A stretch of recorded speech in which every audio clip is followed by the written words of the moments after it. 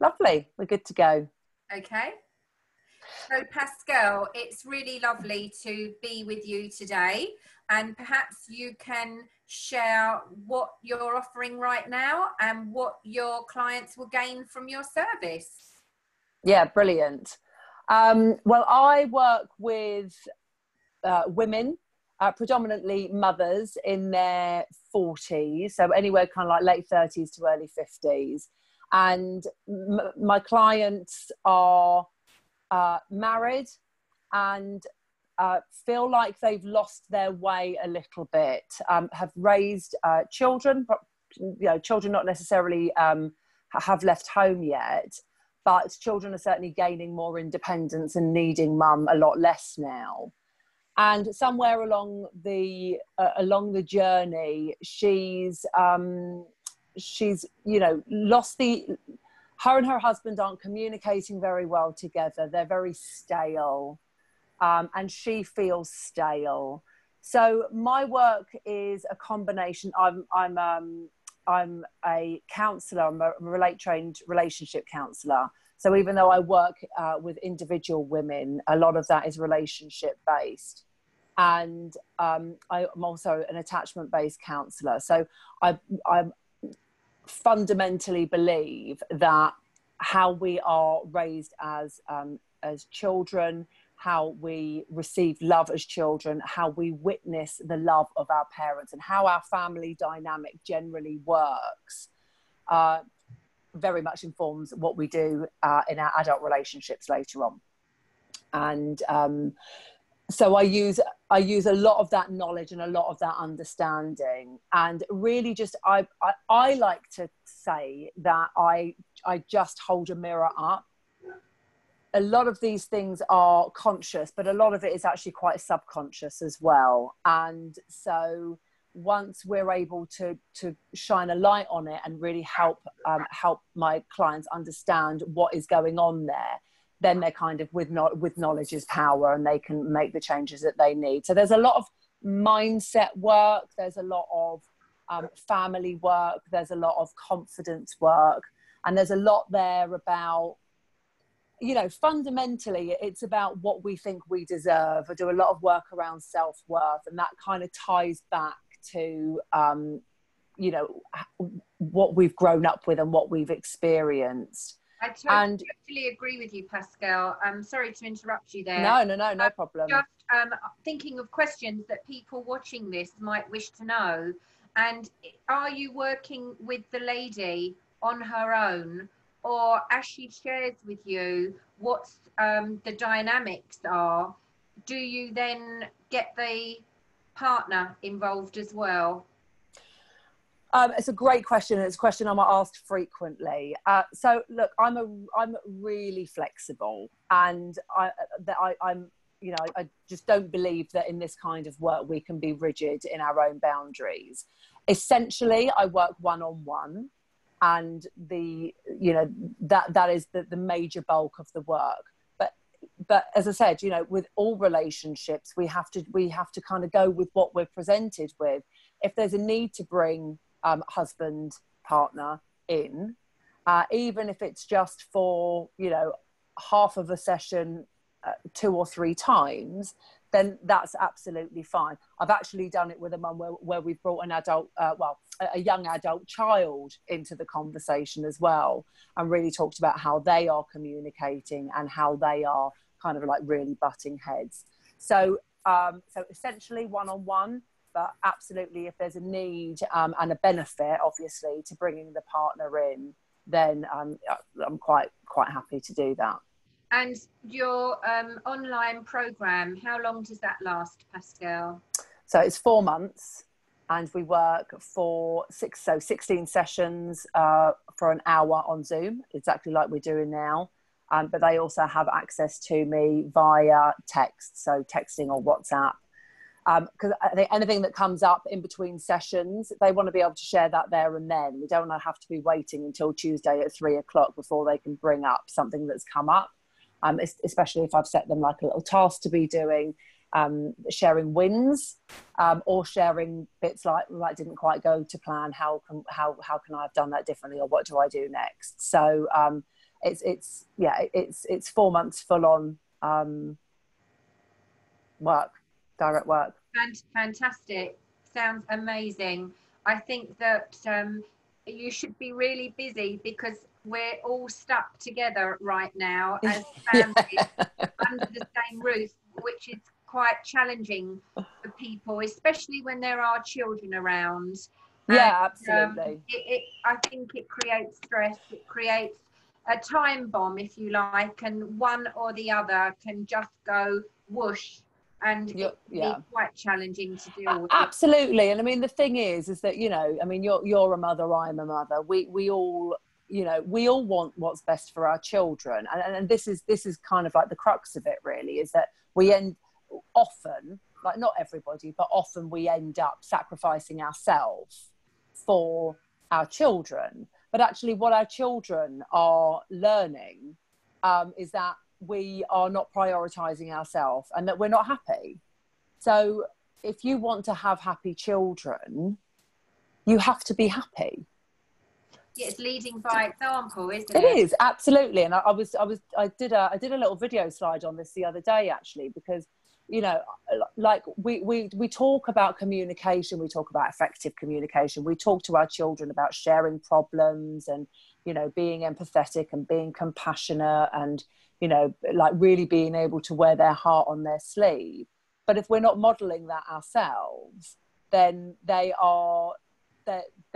learning that it doesn't make sense if we're not doing it ourselves. So if they see that mum and dad aren't compassionate to each other, don't talk to each other, either shout or swear or, you know, or frost each other out, then they're just receiving such a mixed message about what, you know, it's not just about effective communication. It's about love and understanding. That's the part that's really important. And that's usually at the point my clients get in touch with me, is that they can see that, like, the kids aren't happy. And so whatever they thought was working, they're now realizing that it hasn't been as effective as they thought it would be. Because as the kids get older, they become young adults. They make their own mind up, don't they? Yeah, absolutely.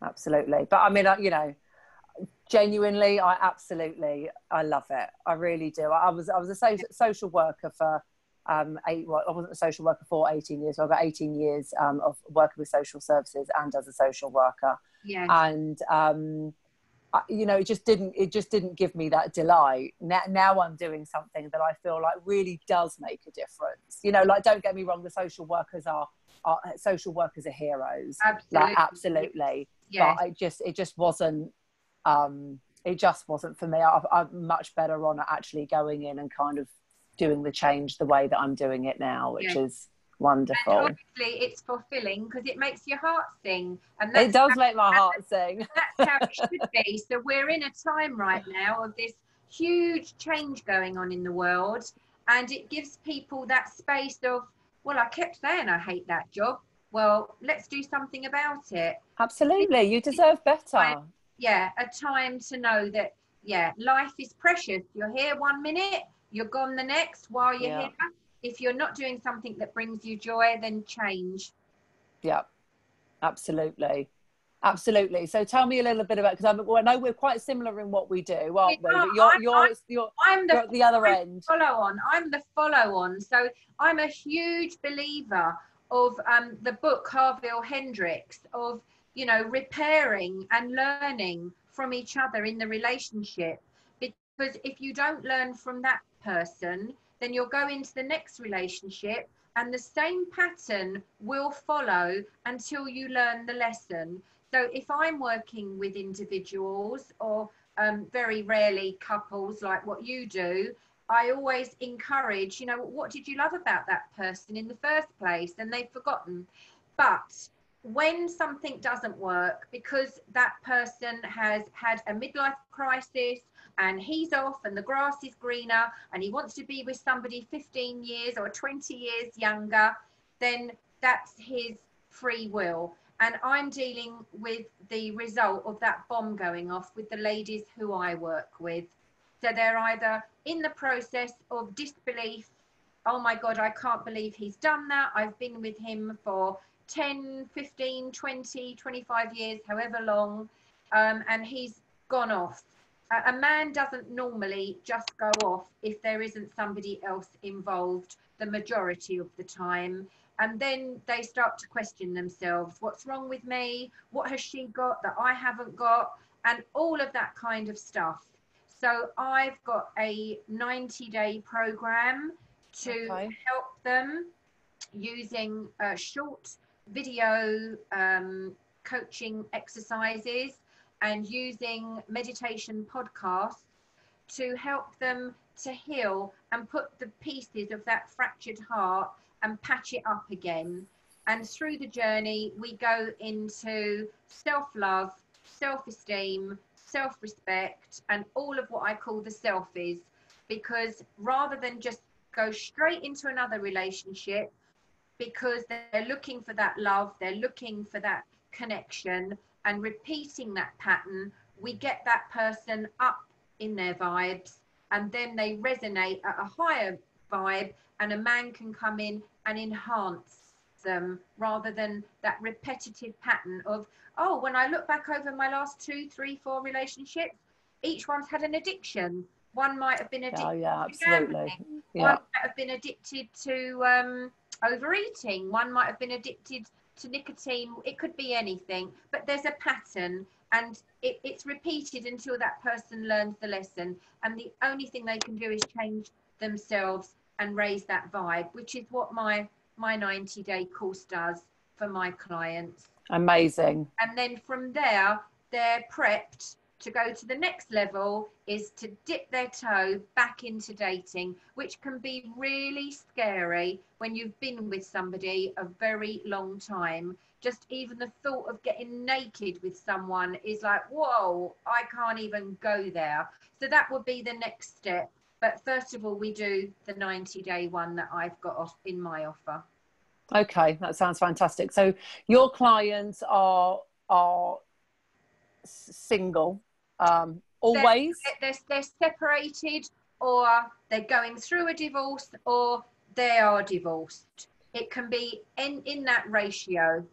Okay. And then if they're interested in getting back into dating, is that after your 2 months program? There'll be a follow-on option of how to, well, we would have worked on self-confidence and self-esteem anyway, but there will be tips of being the yummy mummy and not being, forward and needy and desperate, but leaning back and being who they truly are, whole again, and feeling okay being them. Because I think as women, as we become a wife, as we become a mother, and in fact, if we've got old parents as well, and being the daughter, we're many roles, and sometimes we lose ourselves. Yeah, absolutely. We become so enmeshed with that man that when that man pulls away, it's like, who am I? Yeah. What do I want? What are my needs? And I work with the love buckets as well, to discover what is your love bucket? What are your needs? And most women don't know what their needs are. Do you want to just give a little synopsis of the love bucket for anybody that's listening? Yeah, for anyone that's listening, a love bucket is something that makes you feel loved. So for somebody, it might be if your man makes you a cup of tea or makes you a meal, they're doing something for you that fills up your love bucket and you feel loved. For someone else, it might be receiving a compliment. Oh, don't you look lovely today? Or your hair looks good. And that fills up your love bucket. For someone like me, it's spending quality time one-on-one with that person. So if they say, come on, we're going out and taking you out for the afternoon, and we go for a nice ride in the country and stop at a little tea shoppy for tea or whatever, that fills my love bucket. Yeah. If we're spending time together. So there's 5 in all. So the 5 languages of love, right? Yes, that's right. Yes. So that would be afterwards. I don't suggest to my clients to jump straight into another relationship before addressing their own stuff. and the baggage from what was happening in the previous relationship. And like you, I totally agree. It comes from what we've seen as we've been growing up in our own family dynamics. But I go a little bit deeper. I go into past lives as well. So whether somebody believes in it or not, it doesn't matter. I do a little bit of research about subconscious patterns running like in a hard drive of a computer that they're not even aware about, and we delete them out of their soul records, and things then shift to a very positive dynamic. Amazing. That's really interesting. And so how do you approach that? Because if people aren't really into that, do you how do you address that with them? I'm going to have a conversation with them. I do have a conversation with them, and we discuss whether that's something they wish to discover, and I just make it very, very simple, not too much jargon which they don't know what I'm talking about, and just to say, right, you've been running a self-punishment program. So it's like somebody that says, oh, I intend to lose weight, but actually they push the self-punishment program and they keep eating that gooey chocolate cake. It's that kind of thing. You know, you have one intention, but you go off in another direction. So once we remove that self-punishment program that's been running in the subconscious, it's no longer there, and their behavior and habits shift. Or we might look at beliefs. We might look at beliefs that come from a past life or a past life experience, and we work on I am not enough, or I am not worthy, and all of that kind of stuff. Wonderful. That's really interesting. Thank you. Really interesting. So there is this a big crossover in our work then, isn't there? There is. You're there trying to put them back together, and I respect that, and I'm behind you 101%, because I really, really believe unless somebody has, as I say, a midlife crisis and wants to go off, or somebody is being abused, then absolutely game over. Game over. Absolutely. Yeah. Absolutely. Game over. But apart from that, if there are other things going on and they can work through it and become stronger and learn together, then on an energetic level, that's why they met. They you know, they met to be mirrored back what they needed to learn from each other. Yeah. And sometimes, you know, Heather, sometimes the right decision is that they do separate. I mean, I you know, I have had that before, where, and in fact, with one lady in particular, I mean, an absolutely wonderful lady, just such a lovely. Well, all the ladies are lovely, aren't they? You know, that I mean, it was complicated, obviously, but they actually ended up better friends once they had separated. It was like they both were holding on to, they didn't want to let their children down. I mean, but that was the crux of it.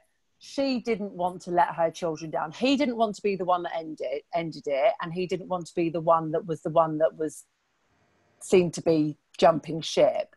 But actually, even though her children were older and they'd left home, she didn't want to break their heart by breaking the family up. She still wanted, you know, to have Christmases together and, you know, celebrations together. But actually the irony was that once they'd separated, they then rebuilt their friendship as separate people, as, you know, separate single people. And actually, and this is, you know, this is what I mean about being happy and being fulfilled, is that she was, her children, her daughter in particular, kind of, you know, had this new mum who was now all of a sudden now living at 100% instead of just functioning at 70.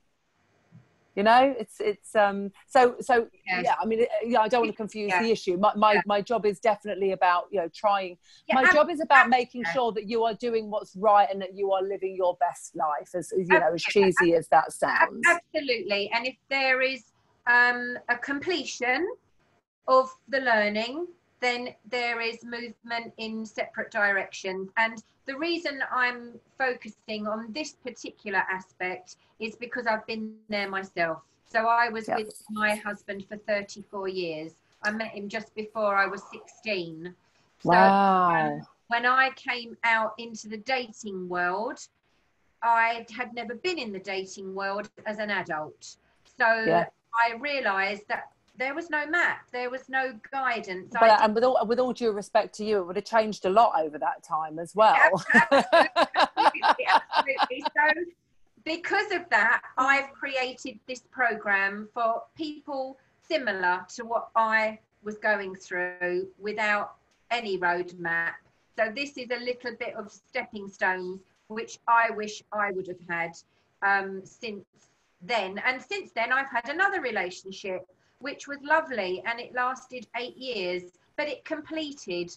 So I understand about something becoming complete and then remaining very good friends, but also moving in solo directions. So with that experience under my belt, I know what it feels like. Yeah, wonderful. Wonderful. And where do your ladies hang out? Where do you find your clients? Word of mouth and by advertising. Okay. Okay. Is that just Facebook advertising, or do you do other advertising as well? I'm on all social media. Okay. Oh right. Have you've mastered Twitter and stuff like that? Have you? I'm no master, but I'm there. People can find me. Brilliant. I'm yet to tweet. I think I've got an account, but I've never really got my head round it. Occasionally, but yeah, I think, you know, once somebody's experienced the work that I can offer, they will then share that to other people. And it's the same with anything, isn't it? It's like saying, do you know a plumber or do you know a decorator? We all like recommendation, don't we? Yeah, absolutely, definitely.